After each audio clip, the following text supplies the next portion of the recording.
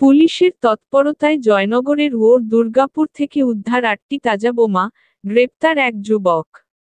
গোপন সূত্রে খবর পেয়ে জয়নগর থানার আইসি পার্থ সারথী পালের নির্দেশে এসআই শুভঙ্কর করণ ও তার টিম বৃহস্পতিবার রাতে জয়নগর থানার উত্তর দুর্গাপুর পঞ্চায়েতের জামে মসজিদের কাছে শেখপাড়া এলাকা থেকে 34 বছরের আজাদ শেখ নামে এক যুবককে গ্রেফতার করে।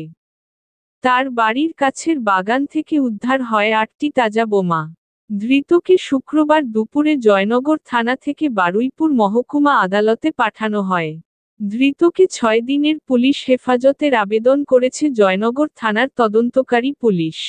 তবে কী কারণে বোমা মজুদ করেছিল সে, আর তার সাথে কারা কারা জড়িত আছে তা জানার চেষ্টা করছে জয়নগর থানার পুলিশ। জয়নগর থেকে তপন কুমার দাসের রিপোর্ট। একটু দাঁড় করি, একটু দাঁড়িয়ে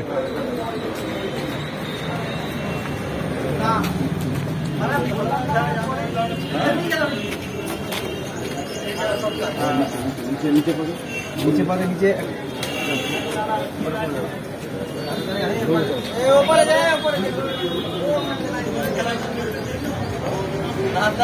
এই তো